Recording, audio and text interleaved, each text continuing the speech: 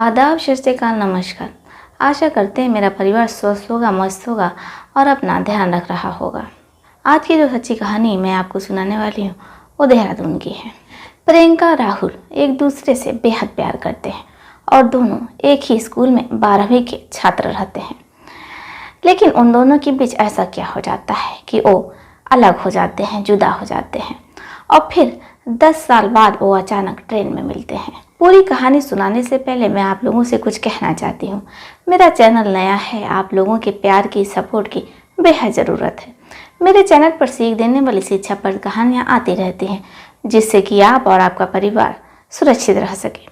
कुछ साथियों ने, प्रिय मित्रों ने अपना नाम लेने को कहा था। मुजफ्फरनगर से लल्लू यादव, प्रदीप यादव, सुनील कुमार, इच्छा तिवारी, कुसुम मिश्रा, प्रदीप सिंह, राजू सिंह, निर्मला वर्मा, गुजरात से परी, रिंकी, कुसुम, सोनल, वैशाली, काजल, आप सभी लोगों का कमेंट करने के लिए बहुत धन्यवाद। कमेंट बॉक्स में आप लोग अपना और अपने शहर का नाम ज़रूर लिखिए ताकि हमें पता चल सके हमारा वीडियो कहाँ से देखा जा रहा है और कहाँ तक पहुँच रहा है। अगर आप लोग भी चाहते हैं कि मैं आपका और आपके शहर का नाम लूँ तो कमेंट बॉक्स में अपना और अपने शहर का नाम ज़रूर लिखिए। तो चलिए शुरू करते हैं आज की कहानी। बने रही हमारे साथ अंत तक। प्रियंका त्रिपाठी जो अपने माता पिता की इकलौती संतान रहती है। प्रियंका त्रिपाठी पढ़ने में बहुत तेज रहती है, इसलिए जो उसके माता पिता रहते हैं वो कहते हैं बिटिया को इंजीनियरिंग करवाएंगे, क्योंकि प्रियंका की गणित बहुत अच्छी होती है और वो साइंस साइड से पढ़ रही होती है। प्रियंका का अपना स्कूल में एडमिशन हो जाता है। जब उसका पहला दिन रहता है वो बड़े ही जोश खरोश से अपने स्कूल के लिए निकलती है, क्योंकि आज उसका पहला दिन रहता है, इसलिए वो 8 बजे स्कूल पहुंच जाती है। पूरे स्कूल में कोई भी नहीं आया होता है। जब प्रियंका ये देखती है तो उसे बड़ा आश्चर्य होता है, मैं इतने सवेरे आ गई और कोई भी नहीं आया है। लेकिन अचानक उसकी नज़र एक लड़के पर पड़ती है। वो देखती है जो लड़का है वो कुछ याद कर रहा है। फिर वो उस लड़के के पास जाती है और पूछती है, आप किस क्लास में पढ़ते हैं? तो लड़का बताता है कि मैं इंटर में हूँ। प्रियंका पूछती है क्लास ए में कि बी में? लड़का कहता है बी में। प्रियंका कहती है मैं भी तो क्लास बी में हूँ, क्या आप मेरे क्लासमेट हैं? इसका मतलब हुआ कि आप मेरे क्लासमेट हैं। इस पर लड़का मुस्कुराते हुए कहता है आज टेस्ट है, आज तो पक्का तुम पिटोगी, क्योंकि जो पाठक सर हैं वो टेस्ट लेने वाले हैं और तुमने तो कुछ तैयार किया नहीं होगा। प्रियंका कहती है मेरा स्कूल में पहला दिन है तो भला मुझे कैसे पता होगा क्लास में टेस्ट है या नहीं। एक कह करके वो अपने क्लास में चली जाती है। कुछ देर बाद पूरा क्लास स्टूडेंट से भर जाता है।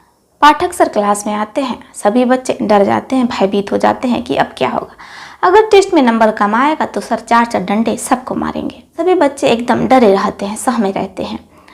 पाठक सर कहते हैं सभी बच्चे अपनी अपनी कापियों में से पेज निकालें और बाहर बरामदे में बैठ जाएं। सभी बच्चे अपना अपना पेज निकालते हैं और टेस्ट के लिए बाहर बरामदे में बैठ जाते। पाठक सर ने जो गणित के सवाल दिए थे सभी बच्चों का माथा ठनक जाता है और इतना मुश्किल रहता है, घंटे लग जाती है और सभी बच्चे अपनी अपनी कॉपी सर को जमा कर देते हैं। पाठक सर सभी बच्चों की कॉपी लेकर के अपने घर चले जाते हैं। प्रियंका राहुल से बात करना चाह रही होती है, लेकिन जो राहुल रहता है वो प्रियंका को भाव नहीं देता है। प्रियंका सोच में पड़ जाती है क्या बात है, ये लड़का तो मुझसे एकदम भी नहीं बोल रहा है। क्लास में यही एक लड़का है जिससे मेरी थोड़ी जान पहचान है, जिससे मैं नोट्स ले सकती हूँ। जैसे ही राहुल स्कूल से बाहर निकलता है प्रियंका राहुल के पीछे पीछे चल पड़ती है, लेकिन राहुल प्रियंका को नहीं देख पाता है। राहुल का घर आने वाला होता है तो प्रियंका दौड़ते हुए राहुल के पास जाती है और कहती है क्या आप मुझे अपनी नोट दे सकते हैं? और राहुल अपनी जितनी भी नोट्स रहती है, गणित की, साइंस की, फिजिक्स की, केमिस्ट्री की, इंग्लिश की, वो सब उसे दे देता है।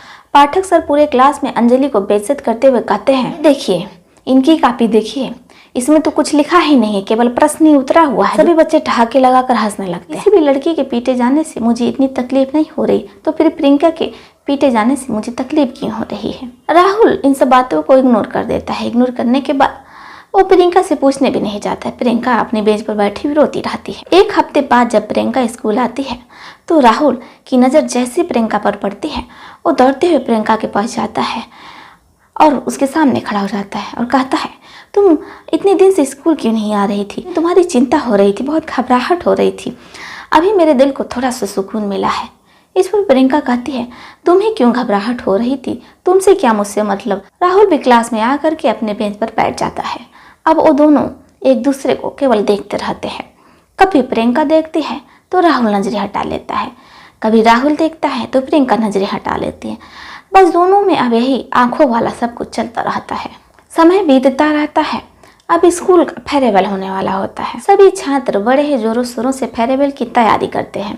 कक्षा 10th वाले 12वीं के स्टूडेंट्स के लिए जो विदा होने वाले थे, उन लोगों के लिए तरह तरह के गिफ्ट्स लाते हैं और पूरा क्लास इतना खूबसूरत सजाए रहते हैं कि जब 12वीं के छात्र देखते हैं तो वो देखते रह जाते हैं। अब हम लोग कभी नहीं मिलेंगे, वो यादें, वो सब कुछ अब एकदम खत्म हो जाएगा, जुदा हो जाएगा, अलग हो जाएगा। बस हमारे साथ रह जाएंगी तो बची खुची यादें।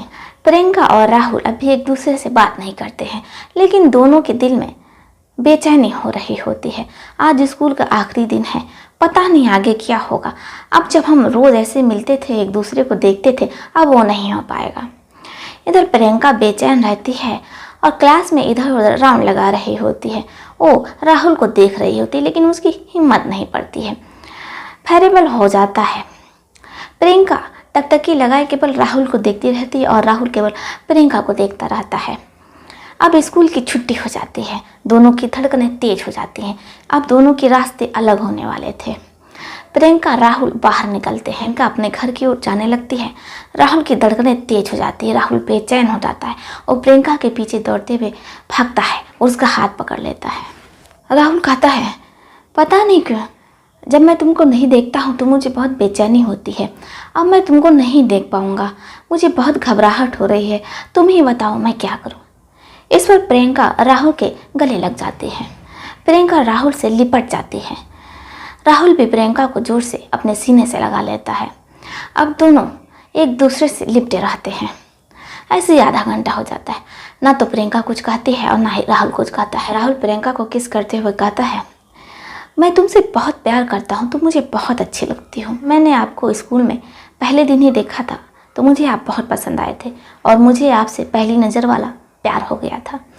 जब ये राहुल देखता है तो वो फिर से दौड़ते हुए प्रियंका के पास जाता है और कहता है, आई लव यू।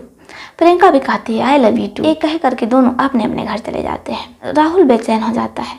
उसे वो सब चीज़ें याद आने लगती हैं कि कैसे वो स्कूल जाता था और स्कूल में जाने के बाद क्लास में वो प्रियंका को देखा करता था और प्रियंका उसको देखा करती थी।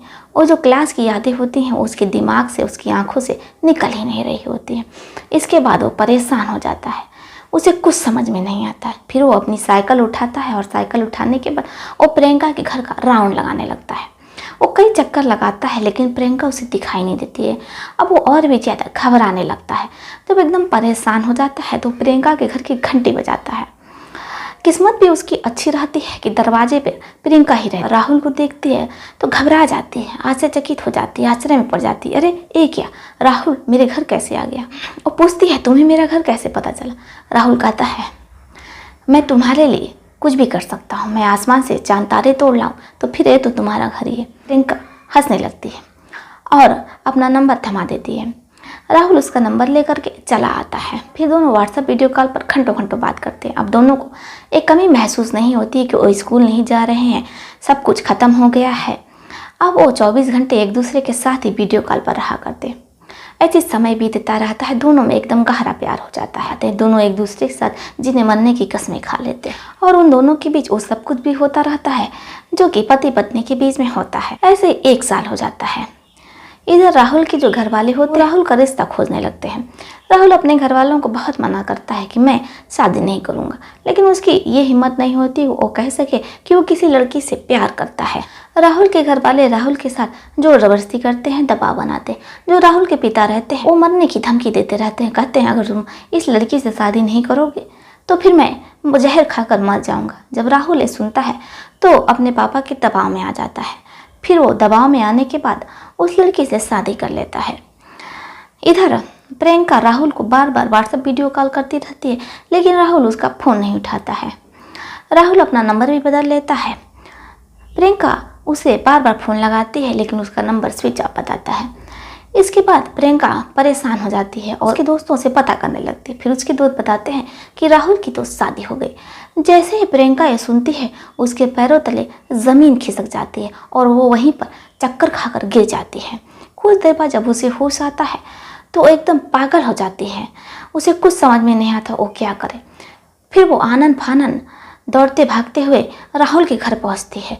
राहुल का गेट बंद होता है, वो खुलाती है लेकिन कोई भी गेट नहीं खोलता है। इसके बाद राहुल की जो पत्नी रहती है वो गेट खोलती है।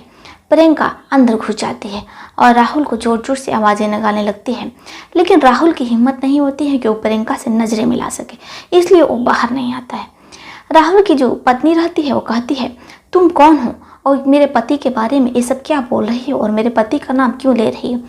प्रियंका कहती है, सामने से हट जाओ, बीच में मत आओ वरना बहुत बुरा होगा। मैं तुम्हारे साथ कुछ भी कर सकती हूँ और मेरा बॉयफ्रेंड है और तुमने मेरे बॉयफ्रेंड से शादी कैसे कर ली, तुम्हारी हिम्मत कैसे हुई। इस पर वो कहती है, अगर तुम ज़्यादा बोलोगे परेशान करोगी तो तुम्हें धक्के मारकर इस घर से निकाल देंगे और फिर पुलिस को भी बुलाएंगे, फिर पुलिस तुम्हें पकड़ करके थाने ले जाएगी। इसके बाद जो राहुल के घर वाले होते हैं, उसकी पत्नी होती है, वो प्रियंका को धक्के मारकर घसीटते हुए घर से बाहर निकाल देते हैं। लेकिन राहुल जब ये सब देख रहा होता है खिड़की से छुप करके, फिर भी उसका दिल नहीं पसीजता है। वो नीचे नहीं आता है अपनी गर्लफ्रेंड को, अपनी प्रेमिका को, अपने प्यार को बचाने के लिए, क्योंकि वो प्रायश्चित कर रहा होता है, क्योंकि उसने तो अब शादी कर ली थी और अब वो कर भी क्या सकता था। प्रियंका बार बार दरवाजा खुलाती है, कोई भी नहीं खोलता है, किसी को भी उस पर दया नहीं आती है। राहुल के जो माता पिता होते हैं, जिसकी पत्नी होती है, वो सभी पुलिस वालों को फ़ोन कर देते हैं। पुलिस आती है, प्रियंका को घसीटते हुए अपने साथ ले जाती है। प्रियंका नहीं जा रही होती, वो ज़मीन पर लौट रही होती है कि मुझे अपने बॉयफ्रेंड के घर में जाना है, मुझे उसके साथ रहना है, मुझे वहीं पर रहने दो, मैं उसके ही दरवाजे पर रहूँगी और वहीं पर मेरा जीना होगा, वहीं मरना होगा, मेरी अंतिम सांस भी उसी के दरवाजे पर ही होगी, मेरा दम मेरे बॉयफ्रेंड के, मेरे प्रेमी के दरवाजे पर ही निकलेगा, मेरा प्राण ले लो लेकिन मुझे उससे अलग मत करो। लेकिन जो पुलिस वाले रहते हैं वो प्रियंका का हाथ पकड़ कर उसे घसीटते हुए थाने ले जाते हैं और उसे थाने में बंद कर देते हैं। प्रियंका का कपड़ा भी फट जाता है क्योंकि वो उसे घसीटते हुए ले जा रहे थे। प्रियंका 1 हफ्ते तक जेल में रहती है। प्रियंका के माता पिता भी उसे नहीं छोड़ाते हैं क्योंकि पूरे समाज में उनकी नाक कट गई थी, उनकी बेइज्जती हो गई थी, क्योंकि बेटी ने उनके इतना बड़ा कांड ही कर दिया था। बिटिया ने प्यार कर लिया था, प्रेम कर लिया था। प्यार करना तो एक गुनाह है, वो गुनाह प्रियंका ने कर दिया था, जिसकी वजह से समाज में नाक कट गई थी। जब ये बात राहुल के दोस्तों को पता चलती है तो वो लोग प्रियंका को छुड़वा देते हैं और इसके बाद प्रियंका जो रहती है वो अपने घर नहीं जाती है क्योंकि उसके माता पिता उसको नहीं रखना चाहते हैं।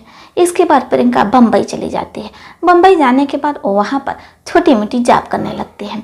वो कारखाना रहता है, वो कारखाने में काम करती है और वहीं पर सोती है। जो कारखाने का मालिक रहता है वो भी कुछ नहीं कहता है। वो जानता है कि ये लड़की गांव से आई है और इसके पास रहने को घर नहीं है और ना ही पैसा है, इसलिए वो भी कुछ नहीं कहता है। वो भी गांव का ही रहने वाला होता है, इसलिए वो गांव वालों को समझता है, उनकी परिस्थिति समझता है। ऐसे सब कुछ चलता रहता है। कारखाने के ही काम से प्रियंका सूरत जा रही होती है। प्रियंका अपना रिश्ता लोड करके ऊपर वाली सीट पर सो जाती है, वो लेटी रहती है। अचानक कोई व्यक्ति आता है और वो प्रियंका को उठाने लगता है और कहता है, ये मेरी सीट है। प्रियंका जो कि हेडफोन लगाई होती है इसलिए उसे कुछ भी सुनाई नहीं पड़ता है, लेकिन वो आदमी उसे बार बार छूता है और छू कर कहता है, ये सीट हमारी है। प्रियंका हड़बड़ाते हुए उठती है और कहती है, आपको तमीज़ नहीं है, एक औरत को आप बार बार छू रहे हैं, स्पर्श कर रहे हैं, मैं अभी जीआरपी से आपकी शिकायत कर दूंगी, फिर वो आपको पकड़ कर ले जाएगी। इस पर वो आदमी कहता है, माफ़ कीजिएगा, ये सीट मेरी है। जैसे ही प्रियंका की नज़र उस आदमी पर पड़ती है उसकी होश उड़ जाते हैं। वो देखती है ये तो राहुल है, लेकिन उसे कन्फर्म नहीं होता है, वो पहचान नहीं पा रही होती क्योंकि 10 साल बाद वो राहुल को देख रही होती है। फिर वो अपने कानों की लीड निकालती है, हेडफोन निकालती है और हेडफोन निकालने के बाद जैसे ही वो राहुल की आवाज़ सुनती है तो उसे ये आवाज़ पहचाने लगी। जो राहुल रहता है वो भी प्रियंका को पहचान नहीं पाता है क्योंकि प्रियंका पहले से काफ़ी बदल गई होती है। पहले प्रियंका के लंबे घने बाल होते हैं, लेकिन अब प्रियंका बॉय कट बाल रखती है, लड़कों की तरह रहती है। पहले प्रियंका सलवार सूट पहनती थी, अब प्रियंका जीन्स पहनती है, टॉप पहनती है और उसके बाल छोटे रहते हैं, बॉय कट रहते हैं, लड़कों की तरह रहते हैं और वो लड़कों की तरह ही रहती है। इसलिए जो राहुल रहता है वो प्रियंका को पहचान नहीं पाता है। वो बार बार प्रियंका को देखता रहता है और कहता है, आपकी शक्ल जानी पहचानी मुझे लग रही है। इस पर प्रियंका कहती है किससे जानी पहचानी लग रही है, आप मुझे बताइए तो सही। राहुल कहता है मेरी एक गर्लफ्रेंड रहती, जब मैं स्कूल में पढ़ा करता था। अब तो मैंने उसे 10 साल से देखा तक नहीं है। जैसे ही प्रियंका ये बात सुनती है उसकी बदन कांप जाती है, रोंवे खड़े हो जाते हैं। वो कहती है अरे राहुल, तुम कैसे? 10 साल बाद जब तुमको हम देखें, हम पहचान नहीं पाए तुमको, हमें माफ़ कर दो, हम तुमको पहचान नहीं पा रहे हैं। राहुल कहता है अरे प्रियंका, तुम, भगवान भी देखो क्या क्या करिश्मा करता है, कैसे कैसे मिलवाता है। मैंने तो कभी नहीं सोचा था कि मैं तुमसे कभी भी मिल पाऊंगा, लेकिन मैं ये सोचता था एक बार मरने से पहले मैं तुमसे मिलना चाहता हूँ, मैं तुमसे माफ़ी मांगना चाहता हूँ, अपने पापों के प्रायश्चित करना चाहता हूँ। इस पर प्रियंका कहती है किस बात का प्रायश्चित करना चाहते हैं? शादी तो आपने अपनी मर्जी से की थी और ना जाने क्या क्या आपने अपनी पत्नी के साथ किया होगा। इस पर राहुल कहता है तुम मुझे गलत समझ रही हो प्रियंका, पहले भी तुमने मुझे गलत समझा था। हाँ, ये अलग बात है कि मेरे अंदर हिम्मत नहीं हो रही थी कि मैं आ करके तुम्हें सब कुछ बता सकूं, लेकिन जैसे ही मेरे पिता का देहांत हो जाता है तो मैं अपनी पत्नी को तलाक दे देता हूँ और मैं कई सालों से अकेले ही रह रहा हूँ। लगभग 8 साल हो रहा है मैं तब से अकेले रह रहा हूँ। जब मेरी शादी हुआ था, शादी के 1 साल बाद ही पिता की मृत्यु हो गई थी। जब पिता ही नहीं रहे तो मैं अपनी पत्नी को रख कर क्या करता, और मैंने उसे तुरंत ही तलाक दे दिया था, क्योंकि मैं प्यार तुमसे करता था और आखिरी सांस तक मैं तुमसे ही प्यार करता रहूंगा। और जो तुम कह रही हो कि ऐसा वैसा मैंने कुछ किया, मेरी पत्नी के साथ मेरा पति पत्नी वाला रिश्ता रहा होगा, तो तुम बिल्कुल गलत सोच रही। मैं अपनी पत्नी से बात तक नहीं करता था, हम लोग केवल समाज की नज़र में पति पत्नी थे, लेकिन हमारे बीच ऐसा कोई भी रिश्ता नहीं था जो पति पत्नी में रहता है। 1 साल तक वो मेरे कमरे में सोती थी और मैं अपने घर के हाल में सोता था। जब ये सब प्रियंका सुनती है तो उसकी आंखों में आंसू आ जाता और रोने लगती है। फिर दोनों लिपट करके घंटों रोते हैं। राहुल कहता है जो गलती मुझसे पहले हुई अब मैं उसे सुधारना चाहता हूँ। मैंने तो उसे तलाक दे दिया था, लेकिन अब मैं शादी तुमसे करना चाहता हूँ। मैं अपने पिता की कसम खाकर कहता हूँ कि मेरे और उसके बीच ऐसा कुछ भी नहीं था। अगर ऐसा कुछ होता तो मैं उसे तलाक कभी देता ही नहीं। मैंने तो उसे पिता की मृत्यु के बाद तलाक दे दिया था, और अगर मेरे पिता की मृत्यु ना भी होती तो भी मैं 1 साल बाद उसे तलाक दे देता, क्योंकि जब हम दोनों के बीच ऐसा कुछ था ही नहीं तो उस लड़की का भी जीवन क्यों ही बर्बाद करना जिससे पति सुख नहीं मिल रहा था, और ना ही मैं उसे कभी पति सुख दे पाता। जब ये बात मेरे पिता को भी समझ में आती तो वो भी कहते ठीक है। ये बात मेरे पिता को भी अच्छे से समझ में आ चुकी थी और वो मुझसे कहते थे कि बेटा, जब तुम इसको पति सुख नहीं दे पा रहे हो तो इसे तलाक दे दो। मुझे लगा था कि जब तुम एक औरत को पाओगे तो शायद तुम अपना प्यार भूल जाओगे, लेकिन ये नहीं हो सका। जो लोग सच्चा प्यार करते हैं वो जिस्म के भूखे नहीं होते हैं। आशा करते हैं आपको यह सच्चे प्रेम पर आधारित कहानी बेहद पसंद आई होगी। आप जितने भी लोग वीडियो देख रहे हैं, आप सभी ने कभी न कभी प्यार जरूर किया होगा। उसी प्यार के ना मेरा वीडियो शेयर कीजिए, चैनल को सब्सक्राइब कीजिए प्यार के लिए, और एक अच्छा सा कमेंट अपने प्रेमी के लिए, प्रेमिकाओं के लिए, गर्लफ्रेंड के लिए, बॉयफ्रेंड के लिए ज़रूर कीजिए, क्योंकि मैंने आप सभी को आपका प्यार ज़रूर याद दिलाया होगा। तो चलिए मिलते हैं आपसे फिर किसी और सच्ची कहानी में। जय हिंद, जय भारत। तब तक के लिए आप अपना और अपने परिवार का ध्यान रखिए।